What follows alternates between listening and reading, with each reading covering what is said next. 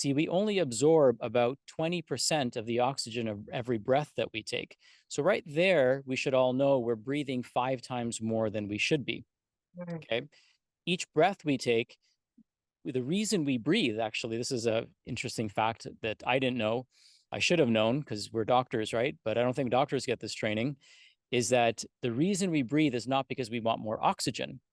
The reason we breathe is because we're intolerant to CO2, which is the byproduct of mitochondrial respiration, right? The byproducts of mitochondrial function are water. So our mitochondria make water, and they also make carbon dioxide. So we excrete the carbon dioxide through the lungs.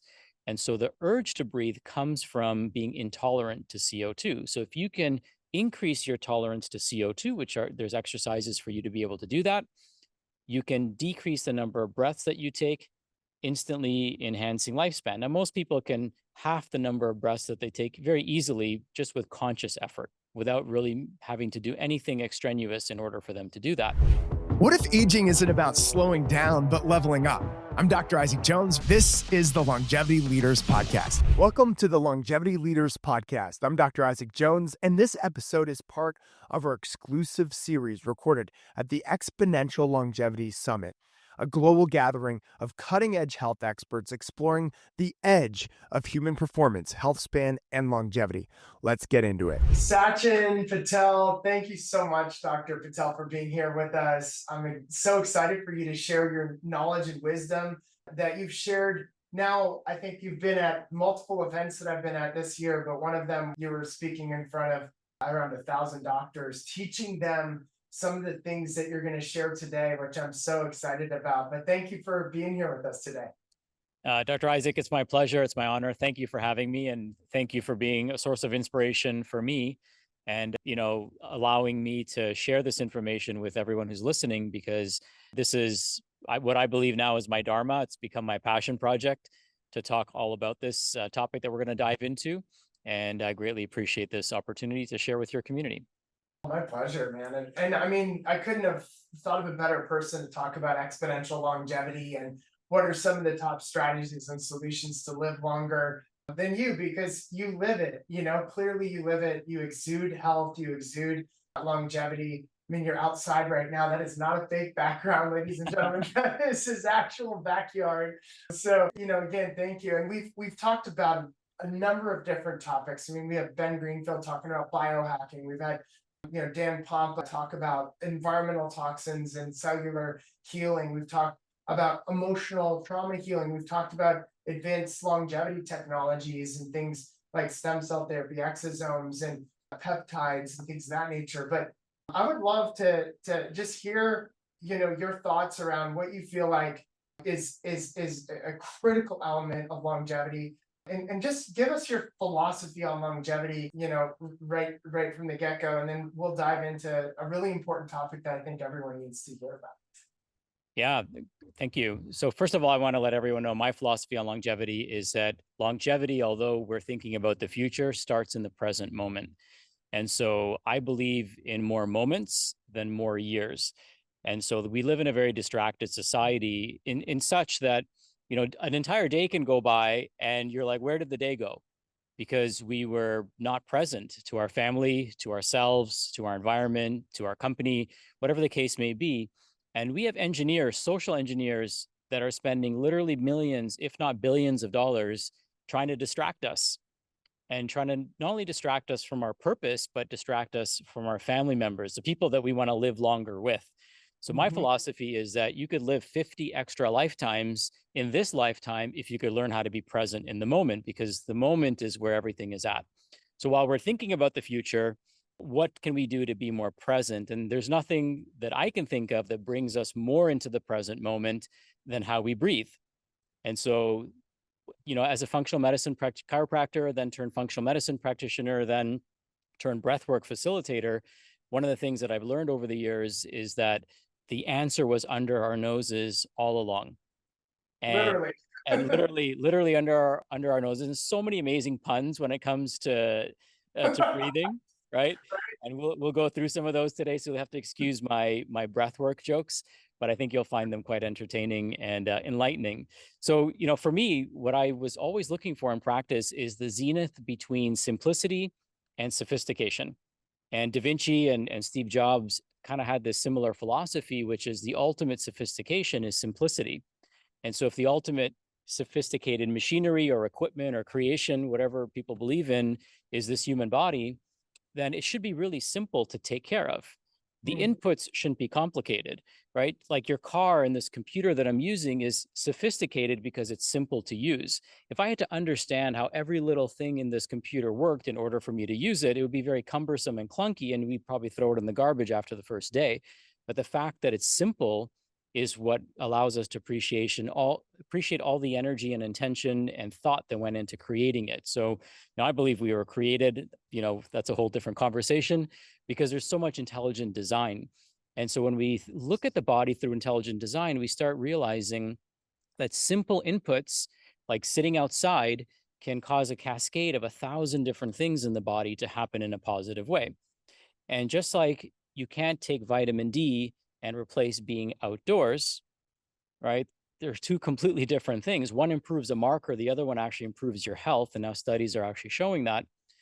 We have to actually learn what are those simple inputs that create this pleomorphic effect in the body that can be super simple, that can create a measurable transformational effect on the body. That became my objective. And what I came to the conclusion of is that there's only a few things. One of them is circadian rhythm, which is why I try to spend as much time outdoors as possible, even living in Canada. And the next one is our sleep. So recovery. We live in a society that's go, go, go. So a great tip to increase lifespan is to actually sleep more. You miss more of the day, but trust me, you'll more than make up for it by your presence and energy, right? And energy is what we add into the hour, the way I look at it, right? If the hour will pass, if we're just, slouched out on the couch, the hour is going to pass. Energy is what we put into the hour. So the more energy we have, the more productivity we have, the more presence we have, all that good stuff. And the third Wow. thing was breath. So if we think about how long you can live without these three things, then we can put them in an order of hierarchy. And we can also put them in an order of impact. So breath is probably the fastest way to change your physical state. Well, I know it is. I can't think of anything faster to change your physical state. In fact, your nervous system knows that your breath is the fastest way to change its physical and chemical state. This is why the first thing that we do when we react to a situation is we breathe. If we're stressed out, we take a breath in and gasp. If we're relieved, we take a breath out and relax. If we find something funny, right, we start laughing. And these breathing signatures actually change the chemistry and physicality of the body. So breath goes so much further than just simply providing oxygen to our tissues. In fact, 70% of our detoxification takes place through the lungs. Our trauma is stored in our diaphragm, which is the only muscle that we can actively control that is working 24/7 since the moment you were born. So when we start connecting the dots, we start seeing that breath, just like the eyes are the window to the soul, the breath is a window into the nervous system. And so I can pay attention to the way somebody is breathing and understand with a very high degree of certainty what state their nervous system is in. And the default breathing pattern of an individual, if somebody is habitually short, shallow mouth breathing, the state of that person's nervous system, whether they like it or not, no matter how much mental work they do, no matter how many supplements they take, no matter how much red light they go under, their nervous system is being informed because breath is like the steering wheel of your nervous system. You're informing your nervous system to be in a fight or flight state. And in a fight or flight state, we have fight or flight physiology. And in fight or flight physiology, we never heal. It's literally impossible to heal if you are breathing as if you were in a fight or flight state. Now, sometimes this breathing is, most people are breathing unconsciously, like I did for the first 42 years of my life, right? I'm 46 now. It wasn't until 4 years ago that I learned all this stuff. And I hope that, after this conversation, people realize why it's so accessible, so important, and so valuable for them to learn how to breathe, but also how to teach their family members how to breathe and pay attention to how their children breathe as well. So I'll stop there because I know I threw a lot at you, but that's why I'm so excited about breathing, because it plays a role in so many different systems in your body, and it's available to you every single moment of the day. And in fact, every breath that we take is a fork in the road to decide how we want to feel next. Just like the steering wheel, I can decide if I want to go left or if I want to go right. I can make that conscious decision. I can do that with my breath as well and change the entire state of my body and physiology. Sachin, you're like Dr. Sachin. You're like a health poet. The way you just explained that was so, to me, profound. The most profound I think I've ever heard when it comes to breath work. One of the things I love that you shared is, who cares if we live longer if we don't cherish each moment of the day, right? Like, if we're not cherishing all of the different elements of of being present with each day, like, then what's the point in living longer, right? Why are we Mhm. rushing to live longer when we're missing the seconds and the minutes and the hours and the day that we're living in right now? I love that. And the fact that breath is your kind of access point and portal to living in the present moment is absolutely essential. That is so profound to me. And I just come in alignment with the fact that your nervous system is regulated by breath. It is so powerful. I feel like there's an even deeper, rabbit hole that I can go down on breath work. I mean, I've got breath work apps that I've talked about, that I've downloaded, that are really profound, that help kind of bring me along a journey of breathing. But you Mhm. know, I would love to know, what are some of the best ways to breathe, and how is it that, breathing, you shared right before we pressed record, that breathing is directly correlated to longevity, which I love, by the way. And I've been a part of, like, longevity groups, longevity scientific communities. you know I've invested hundreds of thousands of dollars in getting around some of these people over the years, and it baffles me that nobody's talking about this in longevity and how Mhm. important this is. So, I'd love for you to share, how is it that we breathe, and what is the connection to breathing and longevity? Sure. So I'll answer the second question first. So in the Framingham study, which is one of the biggest studies that's ever been done, what they discovered is the greatest predictor of lifespan is lung capacity. So that in and of itself should tell us something, right? So a lot of us are so focused on building muscle, which is great, right? Because we want to have nice muscle tone. Good proprioception is actually probably more important than muscle volume, but don't tell that to all the meatheads. The so we want to build muscle volume, but that's not the greatest predictor of lifespan. The greatest predictor of lifespan is lung capacity, which all of us can increase. So you can go on Amazon and you can get a incentive spirometer, which is about $25, and work on increasing your lung capacity. So that's one thing that we can do. The other thing is, when you study the cadence of breathing, so the faster an animal breathes, the shorter its lifespan is. So they say that an elephant and a mouse take the same number of breaths in their lifetime. However, the mouse only lives for a couple of years and the elephant lives for several decades. If you look at a graph of respiratory rates of animals in nature versus lifespan, you will see that a turtle breathes about 3 breaths per minute and lives about 200 years. A dog breathes about 35 breaths per minute and ages about 7 times faster. The yogis have known this for many, many millennia, and they've been doing this slow breathing. So very, very slow breathing. They'll take 1 breath per minute instead of the average 15 to 20 breaths per minute. And in doing this, they can put themselves in a suspended state of animation. They obviously go very parasympathetic when they do that. They're not go, go, go, but their body now starts repairing, regenerating itself because they're able to control their breath and signal to the nervous system that, A, I am safe. That's one of the things the breath does, is it's a representation of safety. If I was breathing my nervous system knows I'm not safe, right? Right. It's going to go into immediate fight or flight. But if I'm breathing slow, calm, gentle, now what I'm doing is I'm sending blood to my trunk organs, which then gives them the nourishment and nutrition that they need to function properly and to heal and regenerate properly. And I'm not wasting energy. See, we only absorb about 20% of the oxygen of every breath that we take. So, right there, we should all know we're breathing 5 times more than we should be. Mhm. Okay. Each breath we take, the reason we breathe, actually, this is a interesting fact that I didn't know. I should have known because we're doctors, right? But I don't think doctors get this training, is that the reason we breathe is not because we want more oxygen. The reason we breathe is because we're intolerant to CO2, which is the byproduct of mitochondrial respiration, right? The byproducts of mitochondrial function are water. So our mitochondria make water, and they also make carbon dioxide. So we excrete the carbon dioxide through the lungs.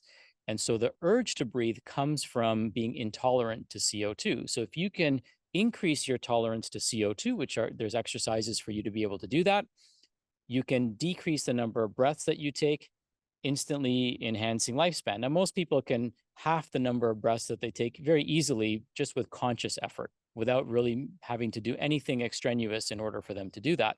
But if you want to increase CO2 levels and tolerance to CO2 levels, then during your walks or during your treadmill activities, if you do any, or cycling, just slow down your breathing, and that will increase your tolerance to CO2. What I try to do is I'll go for a walk, and towards the end of my walk, I'll plug my nose, I'll exhale gently, plug my nose, and try to take as many steps as I can. Again, Mhm. further increasing my tolerance to CO2. Another way to increase CO2 tolerance is by doing prolonged exhales, where you take a deep breath in and then you let the air out of your nose as slowly as you possibly can. This increases CO2 tolerance. Now, we're talking about CO2 tolerance, and the significance of that is that it's an indirect and yet direct window into mitochondrial health. So I'm sure people have been talking about mitochondrial health in this series. And so we're all about improving mitochondrial function, right? The only place we use oxygen in our entire bodies is in the mitochondria, right? So we need to breathe in order to deliver that oxygen. And the byproduct we need to eliminate, which is CO2. The other important thing for people to note is that when we start breathing correctly, we also reduce kind of that cell danger response so the mitochondria can function properly as well.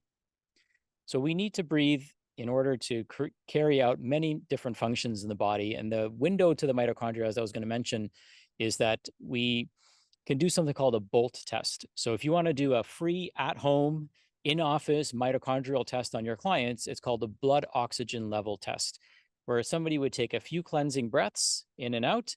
On the last breath out, they exhale gently, just plug their nose, close their mouth, and the first urge to breathe tells us how efficient their respiratory system is and their mitochondria is. Most people, believe it or not, won't be able to hold that for 20 seconds.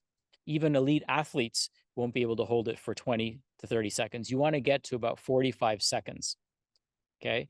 So one of the things that I'm learning over this period of time too is if you work with athletes or elite performers, many of them have never been trained how to breathe. So they're physically gifted with proprioception, cognitive function, muscular abilities, they have the right joint configurations and ligament attachment. So they're gifted in that way, but they've never been taught how to breathe. And so if you work with elite athletes, teaching them how to breathe is going to unlock that next five, they're only looking for 1 to 5%, but this is going to give them that next 5% of personal performance that they're looking for by teaching them how to breathe properly. If you're a medical doctor, nurse practitioner, chiropractor, or other health expert that's stuck in a broken system, there's a better way. The Freedom webinar shows you a proven 5-step system to build a 7-figure virtual health practice, or how to modernize your current brick and mortar practice without the burnout. Learn to create high-ticket programs, automated income, residual revenue, and attract clients ready to work with you. Book your $1 million strategy session today by clicking the link in the description.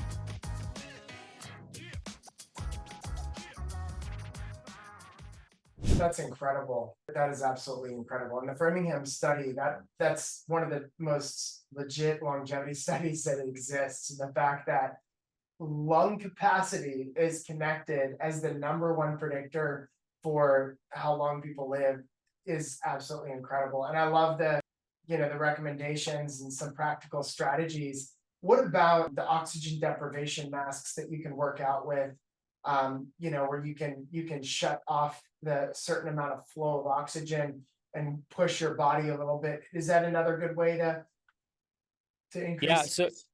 So that could help with, like, if you're training for altitude, Mhm. right? And so if you're training for altitude, you might wear a mask like that so that you're simulating low oxygen scenarios and situations. And Yep. in addition to that, I would encourage people to build their CO2 tolerance up, because the urge to breathe actually comes from CO2. So when we're climbing and we're feeling out of breath, it's not because we're running out of oxygen. It's actually because we're not assimilating the oxygen because we're breathing too quickly, because our brainstem is telling us, unless we consciously override it, our brainstem is telling us to get rid of all this CO2. So we just feel like the urge to breathe out. Yeah. Instead, if we can learn to tolerate CO2, slow down the air, breathe through our nose instead of through our mouth, then this is going to create a huge ROI for people in their breathing technique. Wow. Should they be, well, let's just get into should we be breathing? The question I was going to ask you is, should you try to breathe through your nose as much as you can, even when you're working out, when you're losing your breath? And, Mhm. and then just on a day-to-day basis, when we're going to bed, when we wake up, when we're working, how should we be breathing? Because I found that the breathing exercises are powerful. They get me in a really energetic, positive state. And then I'll find myself shallow breathing throughout the day, and I'll catch myself and I'll be like, man, I feel low energy. And then I'll, get away from anterior flexor posture. I'll bring my chest out. I'll get into a better state. And so, talk a little bit about that and what. Yeah, you bring up actually a really important point, which is how should we breathe? And the answer is actually quite nuanced, which it should be, because the way we should breathe should match our physical and emotional state that we're trying to accomplish, right? Just like, where should I turn? Well, it depends on where you want to go. So do I turn left? Do I turn right? Do I go straight? Am I going the wrong way? So having that self-awareness, like you just pointed out, of knowing to check in with your breath, I think is really important. So let me backtrack to the basics. And the basics is our breath is available to us in any given moment. So if you're listening to this right now, your breath has been here all along. It's been silently kind of working in the background. And now I'm going to teach you how to lean into it and how to pay attention to it when you're breathing. Uh, but it starts with, creating this tiny habit change, because what didn't land for me in the very beginning is like, well, I'm breathing. I've been breathing my whole life. I'm still around. I must be doing it. Right. But just like anything, just like working out can be very nuanced, right? The way a bodybuilder goes to the gym and the way a marathon runner goes to the gym and the way somebody who's just trying to lose weight goes to the gym, it's a very nuanced workout. So breathing can be the same way. It can be very nuanced. So that's important to note. So when we create habit change, BJ Fogg wrote a book and his students invented Instagram, for example. So BJ Fogg, he's a professor at Stanford. He wrote a book called Tiny Habits. And this can apply to any habit change that you're trying to create for people. We're going to use it in the context of breath. In order for habit change to take place, there's three criteria that have to be met. There has to be motivation. So hopefully after today, you're motivated to at least pay a little bit more attention to the way you're breathing and the way your family members are breathing. Number two is ability. Do you have the ability to actually breathe correctly? Most people do. Some people have tongue ties, or they have, physical challenges that may not allow them to breathe correctly, or sinus deviations or congestion. We can talk through that as well. Those are nuanced situations, but all of us should have the ability to breathe the way I'm going to talk about during the rest of this presentation. And the third thing is a prompt.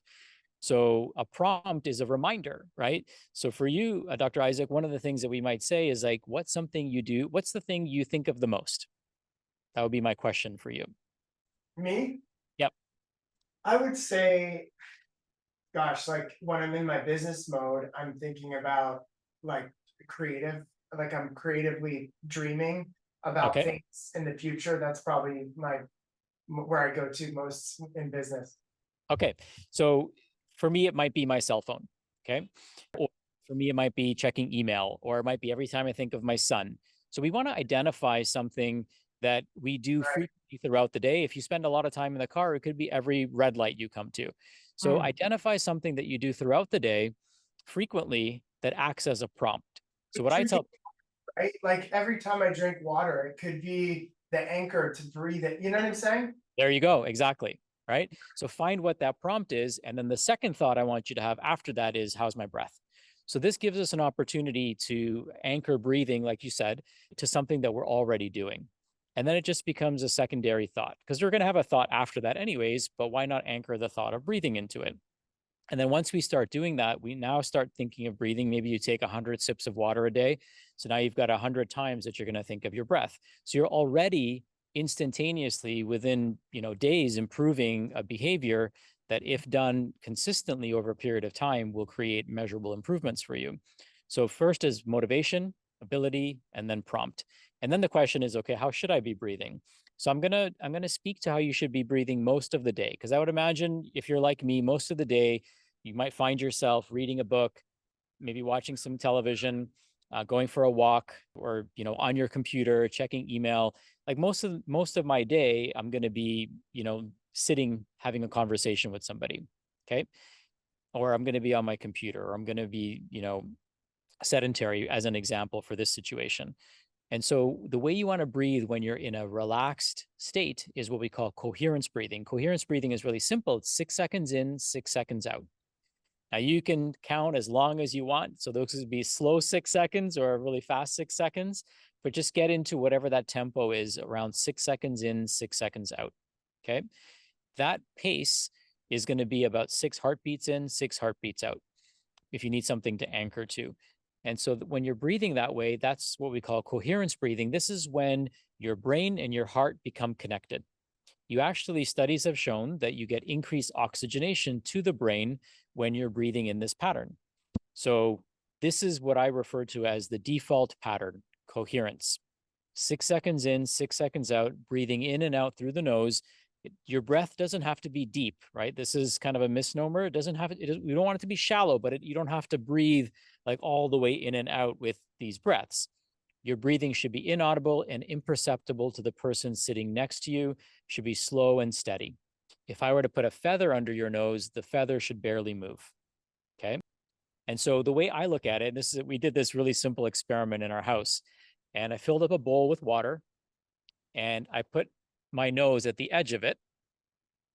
Okay. And I was just breathing. And so the more the water ripples, right, the more that represents a ripple in my nervous system. The more stressed and imbalanced the water becomes, the more stressed and imbalanced my nervous system becomes. So if I look at my nervous system as the reflection of the water, then slowing my breath down, especially my exhale, is going to put me in a more relaxed, parasympathetic, creative state, right? And that's a state you want to be in if you're trying to unlock creativity for yourself. If you were breathing short, shallow, and trying to be creative, your nervous system and your thought process are they're speaking two different languages right now. We want them both speaking in the language of creativity. So coherence breathing is how we get into that creative, parasympathetic, problem-solving state. Okay. So then that becomes like our default breathing pattern. We want to maintain nasal breathing as much as we can, which means that if I'm going for a walk, I want to breathe in and out through my nose as much as I can. Now, once I start losing the ability to maintain nasal breathing, then I go into my second gear. My second gear is in through the nose, out through the mouth. In through the nose, out through the mouth. Okay. So it's like a circular breathing pattern. This is where the runner's high comes from. So if you breathe like this, even sitting in a chair, you'll get a runner's high pretty soon. And then the third breathing pattern is in and out through the mouth. And this is where I'm fully exerting myself. Okay. Now, the reason we would want to breathe rapidly if we're fully exerting ourselves is physical reasons. So every time we breathe in and out, our diaphragm is moving up and down. Every time we breathe in and out, our lungs are rapidly expanding and contracting, which pumps our heart. Okay. So instead of your heart having to pump harder in order to produce the increased pressure to get blood to the periphery, to your arms and legs, to run away or to run that 100 meters or fight off whatever is attacking you, if our heart had to do that, it would essentially explode. The amount of pressure that it would have to create is physically impossible. So because we're intelligently designed, our heart is situated right underneath, right above our diaphragm and right sandwich in between our lungs. So our breathing actually assists our heart. So if I'm going to be sprinting, I want to intentionally breathe deep and sharp so I can assist my heart in pumping blood. Okay. The other thing I want people to know, since I'm in this vein of this conversation of the diaphragm, is the diaphragm pumps three systems in your body. It pumps your lymphatic system. Some of the biggest lymph nodes in your body are underneath your diaphragm. Okay. It helps your heart. It's referred to as the second heart. Okay. And the third system that it maintains pressure in is our myofascial system. So as many people might know, the myofascial matrix is a hydrostatic web-like system that connects every single cell nucleus to one another in the entire body. So every cell in your body is simultaneously connected to each other, except your red blood cells, to this myofascial matrix. If you're looking for a video that will blow your mind, watch Strolling Under the Skin, and it shows you how this myofascial matrix adjusts in real time based on the stressors that are put on it. So what the diaphragm does is it actually maintains a static pressure in that system. This is why whenever we're going to be facing a blow, what do? We hold our breath, right? And what does holding our breath do? Holding our breath means that our diaphragm is staying stationary to maintain that pressure in that system and then distribute that force wherever it needs to go. This is why the diaphragm is where we store trauma. So I know you've talked about trauma with perhaps a few other speakers, and perhaps people are listening to this have heard of trauma, but I want everyone to connect trauma and the diaphragm. And when I do this, sometimes people get emotional when they hear this because it really helps them understand why they are the way they are. However, it might give you insights into family members or your spouse or whoever it might be. So many of us have been told or have told someone to stop crying. Raise your hand if you've told someone to stop crying or have been told to stop crying, right? I think all of us have done that. Now, the only way to stop crying is to stop breathing first. Let me say that again. The only way to stop crying is to stop breathing first.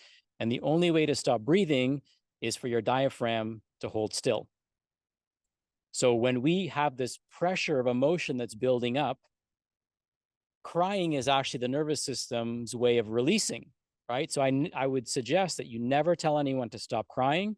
You allow them to release. You create a safe container for them to do that. Otherwise, in order for them to stop crying, they have to hold their diaphragm still. And in order for them to do that, that force has to go somewhere. And guess what? The diaphragm now has trigger points in it. It is, if you could look at somebody's diaphragm like you could look at a wallet that's been beaten up and tossed around, it would have a patina on it. And those trigger points in the diaphragm, just like trigger points restrict range of motion in other muscles in your body, restrict range of motion in the diaphragm. And when we restrict range of motion in the diaphragm, now somebody habitually becomes a short, shallow breather. And when somebody becomes a short, shallow breather, they have a hairpin trigger because they're already perpetually in fight or flight. And they don't understand why. They don't understand, what's going on with them.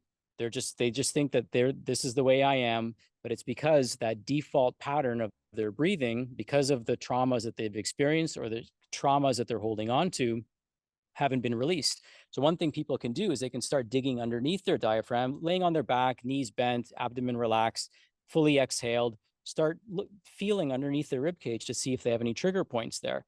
I've had people release emotions. I had one guy who used to get bullied when he was when he was in elementary school, and he would have to hold his abdomen really tight because as he was walking down the hallway, he never knew when someone was going to punch him. So he had all these, when we started doing this exercise, he starts, and you would never expect him to do this, but looking at him at least, he just starts bawling, like just completely releasing.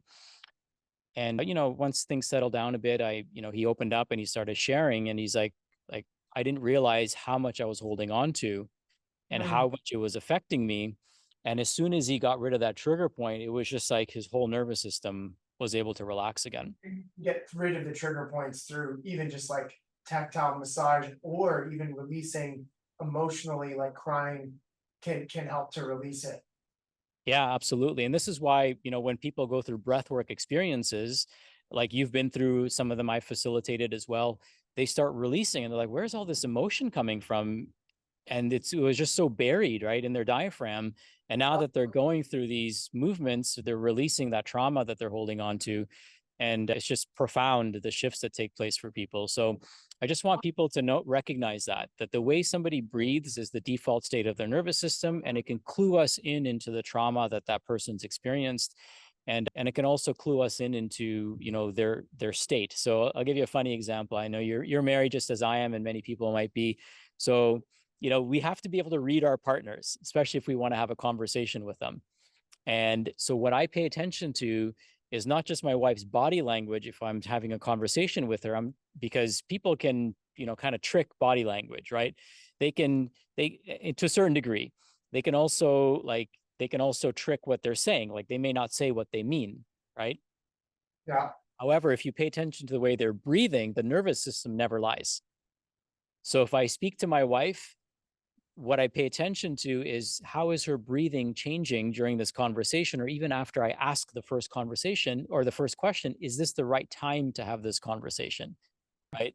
And we all say happy wife, happy life, right? Or happy husband, happy life, happy relationships, happy life, however we want to look at it.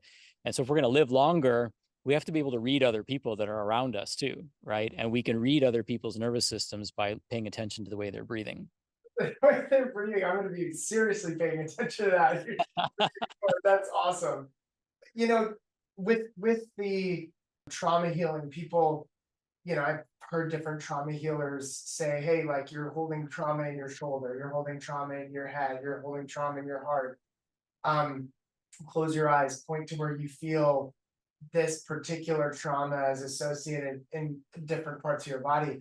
Do you think that there's different traumas held in different kind of myofascial / areas of the body and the diaphragm, and it's always connected back to the diaphragm, and I assume it's holistically connected like that, or in the biotensegrity of the body, but or can people just have maybe a shoulder trigger point or a heart trigger point or something like that? Yeah, I don't have a definitive answer, so I can give, the Sachin Patel, Yeah, please. opinionated answer. So Yeah. there's enough systems of medicine that have identified different emotions and different organs and different referral patterns. So I feel like there's definitely something there. And, I'll share a story with you that I think is important and somewhat related. So there's so many people that are struggling with pain. And I never told you this. I never really told anyone this, but for about 10 months, I struggled with right hip pain. Mm, And I did a couple of exercises in the gym, nothing too fancy, nothing that should cause me hip pain for 10 months. And I did the exercise on both sides, right? So I'm like, yeah. why would one hip bother me, not the other? And I did everything. Like, I started questioning my diet. I ran a bunch of food labs on myself. I started, seeing a therapist, like a myofunctional therapist for it. And that helped, but it just, none of it really got rid of it. And then I decided to do a 5-day fast. And I said, let me just do a 5-day fast. And it was just, I was going to do it anyways, regardless of the pain. I didn't even think of the pain, the hip pain, because I just kind of resolved that I'm going to have to live with this. Yeah. And on the second day of my fast, I got a very clear download, and it was, maybe this pain isn't yours to carry. Mm, And literally that same minute, I kid you not, and it's, sometimes these stories are hard to, like, I want to believe in these type of stories, right? But until it happens to you, you don't really believe, like, yeah. the essence of who you are. And within a minute, that pain went away. Like literally after 10 months, that pain went away, just with the revelation that this pain isn't mine. So sometimes we're carrying our own pain, but many of us, especially in the healing space, are empaths. That's why we're so dedicated to what we do. Like all of us could have, like, as smart as we are, we could all be doing something else, Yeah. right? I know you could be doing something else. I could be doing something else, probably make 100 times more money, right? And not have to deal with all the bullshit that we have to deal with to get our message out there, right? But we're empaths, and we feel other people's pain, and sometimes we carry other people's pain with us too. So Wow. if somebody's struggling, I want them to recognize, yes, it could be you, right? But sometimes we exhaust everything that could be you, and it could be something you're holding on to that isn't yours to carry.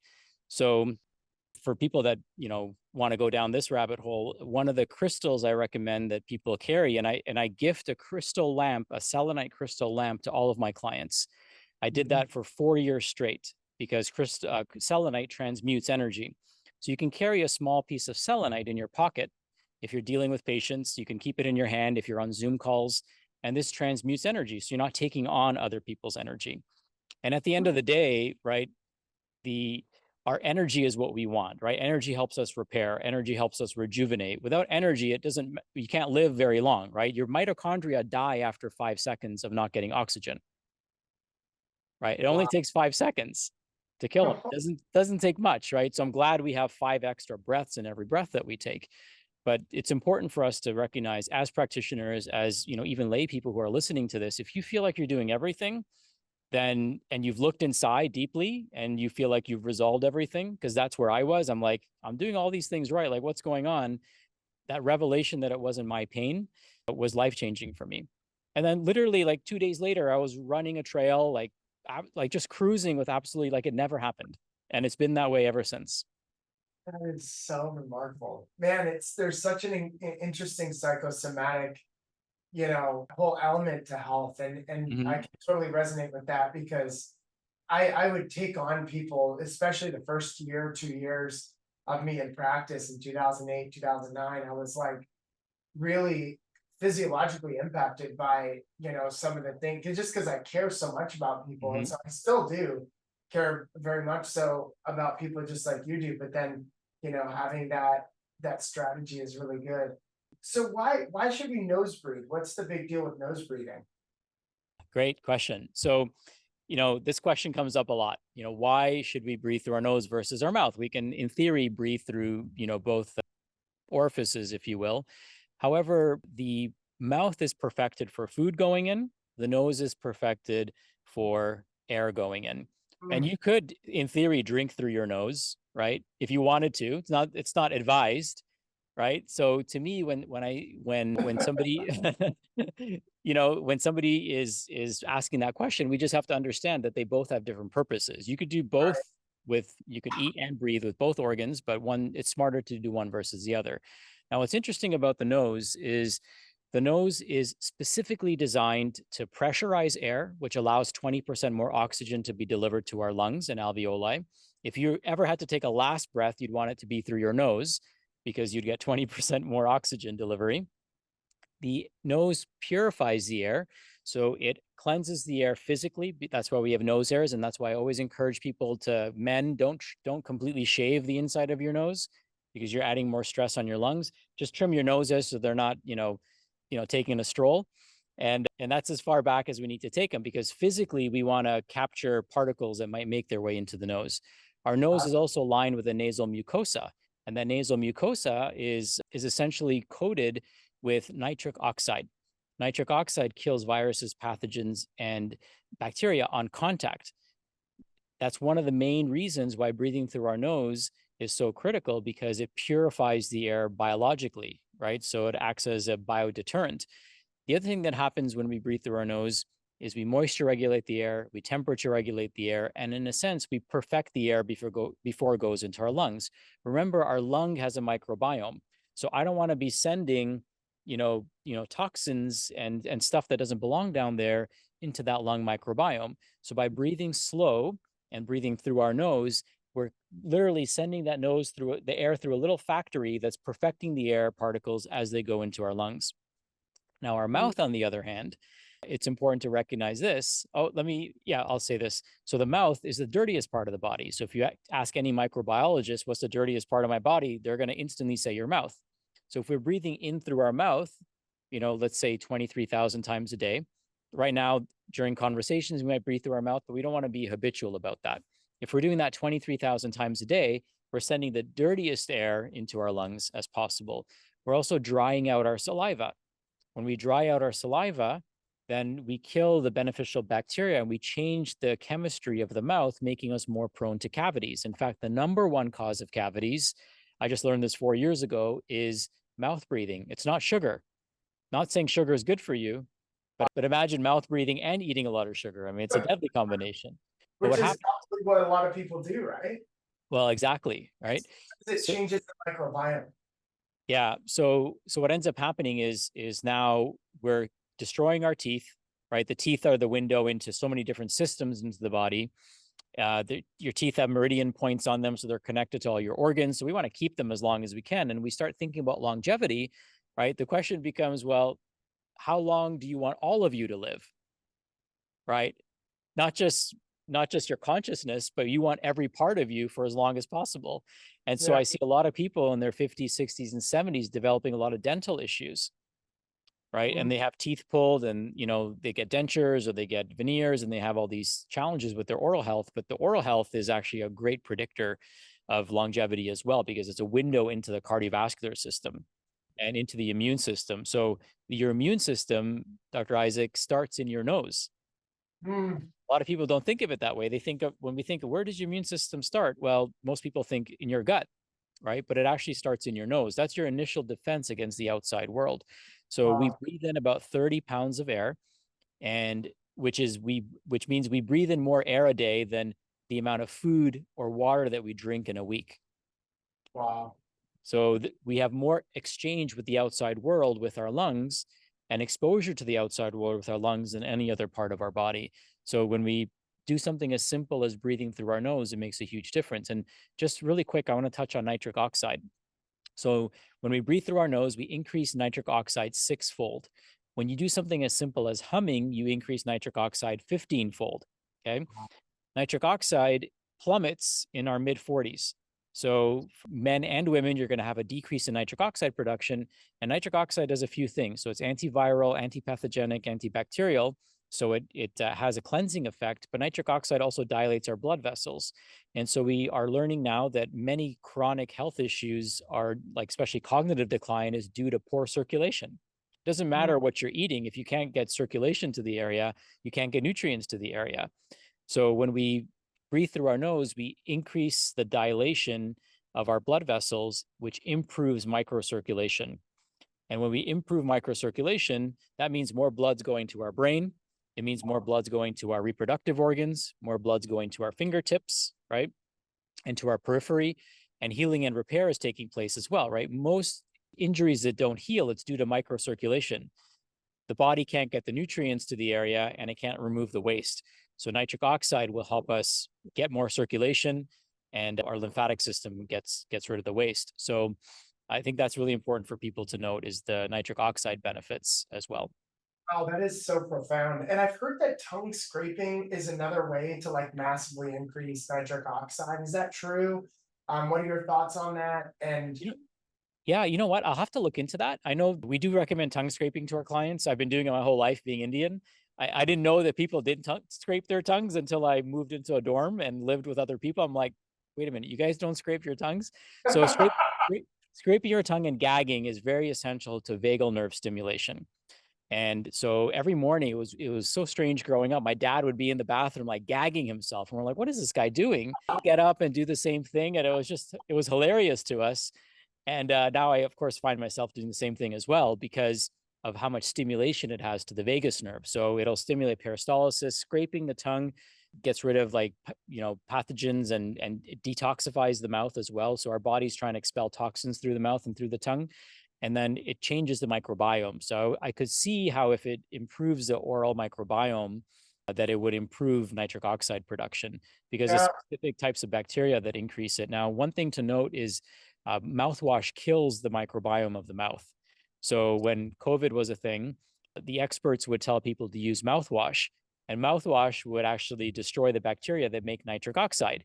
And then they would actually doctors would prescribe Viagra to their COVID clients, or they actually in Vancouver invented a nasal spray that sprays nitric oxide up your nose because nitric oxide kills these pathogens. But if you hum, it increases it 15-fold for free. It doesn't cost you anything to do it, right? And so, yeah, most people don't know that the Viagra was initially developed as a blood pressure medication, and because it regurgitates and recirculates your own nitric oxide. And so what they noticed is a side benefit was prolonged erections for men. So that's why it became a blockbuster drug, because of its effects on erectile tissue. But guess what? Your nose has erectile tissue. The same erectile tissue that's in your genitals is in your nose. And it responds to nitric oxide the same way. So nasal breathing is a great way to improve sexual health, believe it or not. Sachin, Dr. Patel, man, this has been unbelievable. I have absolutely loved I wish we could literally go on another 2 hours to talk about this because there's so much more that I would love to pick your brain around. But just a gifted mind, you're just such an incredible orator, and just you're such a passionate health expert in this world. And I'm just so happy that you're here. Where can they find a little bit more about you and get more information? Sure, thank you. And I want to say that we're just literally scratching the surface of the surface. Yeah. And each of the different tangents I went on, because I realized in reflection, I went in so many different areas, could be like a 20-minute conversation. And I recognize that. And if you're interested in learning more, what I've done is I've put together a whole bunch of free resources, including some keynotes. I even share my PowerPoint presentation if you're a practitioner and you want to use it. I also share a guide called Breathe Like This, Not That. So it shows you how to breathe in different scenarios. And so as a practitioner, you're welcome to use that with your clients, or as somebody who's just a health enthusiast, you're welcome to use that. So I give you a whole bunch of free tools, including a 90-minute breathwork experience. So you can literally, I have practitioners do this all the time, where they'll host a Zoom meeting and they'll play my video and go through a whole breathing experience with their staff or with their communities, or people can even do it in person. You can just get a loudspeaker and have a whole bunch of friends around and go through the fully guided breathing experience. And it takes you through a full transformational journey. That's included in there. And I also have a stop snoring guide. So one thing that people don't talk about a lot, and we didn't really get into today about breathing, is how we breathe when we're sleeping. And so if your daytime breathing is dysfunctional, then for sure your nighttime breathing is dysfunctional. However, if your daytime breathing is optimal, it doesn't guarantee that your nighttime breathing is optimal. So one thing I do want to say this, because it would be a disservice not to, is everyone should be taping their mouth closed at night. So just a small piece of 3M micropore tape. You can buy a pack of 12 on Amazon for $10. It'll last you a couple of years. And just a small piece of vertical tape like this to keep your mouth closed, to ensure that you're breathing through your nose as much as possible throughout the night, is a huge gift to yourself and to the people you love, because it will make you wake up way more energized than ever before. And about 2/3 of people statistically sleep with their mouth open, which causes them dryness, which causes them to wake up in the middle of the night to use the bathroom. Mouth breathing is a diuretic, just in case people didn't know that. So you'll wake up less in the middle of the night. You'll get better quality sleep. We have Oura Ring data to measure that and prove it. And you'll wake up way more refreshed, and your brain fog will completely disappear. Your blood sugars will normalize. Your blood pressure will normalize just by taping your mouth closed at night. I know that wasn't your question, but I had to say that just because I would kick myself afterwards if I didn't share that mouth taping piece. That's great. And where can they get that resource? And we'll have it obviously under the video. Sure. So it's really simple. You can go to breathworkwithsachin.com, www.breathworkwithsachin, and my name is spelled Sachin. It's amazing. Well, Sachin, thank you so much, my friend. This has been absolutely incredible. I cannot wait for people to listen to this. And yeah, check out breathworkwithsachin.com. And I look forward to continuing to connect with you in the future. And thank you again for your time today. Thank you, my brother. It's such an honor and pleasure, and such a privilege to connect with you and your community today. Thanks for listening to the Longevity Leaders Podcast. Our Longevity Leaders community is on mission to transform 100 million lives by 2040. If you enjoyed this show, please share this with somebody that you know, especially another doctor or physician, but also click that follow button. Until next time, stay strong and live long.